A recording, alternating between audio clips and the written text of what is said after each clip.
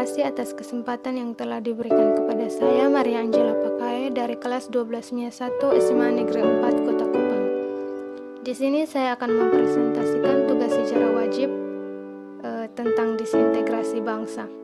Saya berasal dari kelompok 3 dan kelompok saya meliputi 5 orang, yaitu saya sendiri, yang kedua ada Ingrid Weohai, yang ketiga Intan Fadila Kasim, yang keempat Julian Dewa Herila, dan yang kelima Lady Marapaja. Di sini kami mendapatkan tugas untuk membuat kesimpulan dari materi tentang disintegrasi bangsa, khususnya tentang sebab dan dampak pergolakan yang berkaitan dengan ideologi, kepentingan atau vested interest, dan sistem pemerintahan dengan situasi politik, ekonomi, dan sosial bangsa Indonesia di antara tahun 1948 sampai tahun 1965. Yang pertama yaitu konflik ideologi.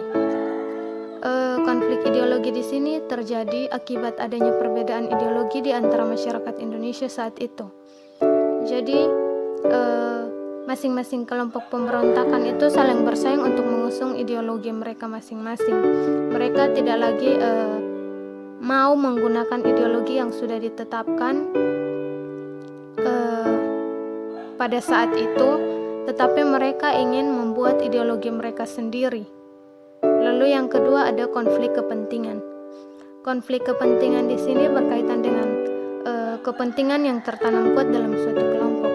Jadi kelompok ini itu biasanya mereka berusaha untuk mengontrol suatu sistem sosial atau kegiatan untuk keuntungannya sendiri. Jadi kelompok ini tidak lagi mempedulikan yang namanya keadilan antar sesama, tetapi mereka hanya berusaha untuk memenuhi keuntungan mereka masing-masing. Mereka tidak lagi mementingkan tentang kepentingan bersama. Mereka hanya mementingkan kepentingan mereka saja.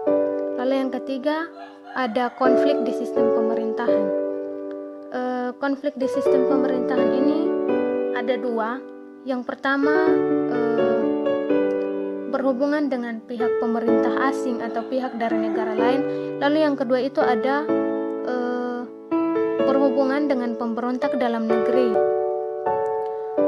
Mengenai konflik yang terjadi karena pemerintahan asing itu terjadi karena pemerintahan asing, lebih khususnya itu pemerintah Belanda pada zaman itu, mereka tidak menerima akan kemerdekaan Indonesia. Jadi mereka merasa bahwa Indonesia itu tidak boleh merdeka. Jadi atas alasan tersebutlah mereka melakukan pemberontakan yang akibatnya menjadi konflik di sistem pemerintahan Indonesia. Lalu yang kedua itu pemberontakan dalam negeri. Pemberontakan dalam negeri itu terjadi karena ketidakpuasan akan pemerintahan Indonesia. Ketidakpuasan di sini maksudnya adalah masyarakat yang mungkin tidak puas dengan pelayanan yang diberikan oleh pemerintah Indonesia.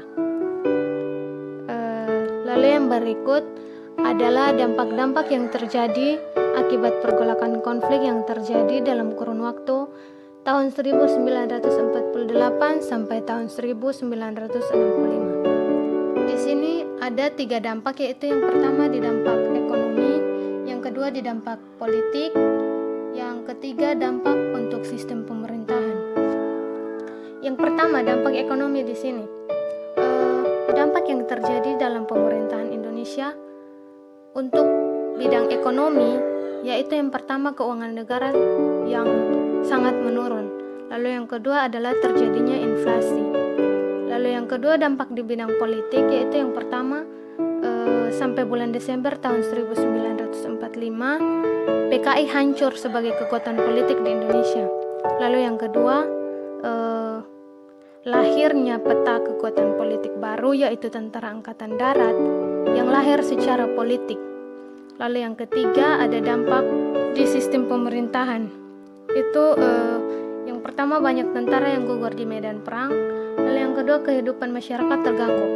Kehidupan masyarakat terganggu di sini adalah yang awalnya pemerintah Indonesia sudah menjamin akan kesejahteraan masyarakatnya, malah jadi terganggu karena adanya konflik-konflik tersebut yang diciptakan oleh pihak-pihak yang tidak bertanggung jawab itu. Lalu yang terakhir itu dampak di sistem pemerintahan, yaitu meningkatnya rasa persatuan dan kesatuan.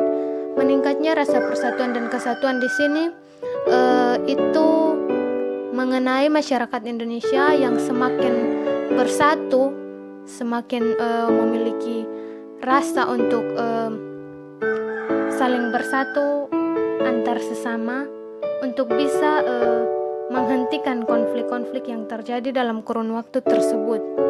Sekian presentasi dari kelompok saya. Saya mohon maaf jika ada kesalahan kata atau kalimat. Sekian.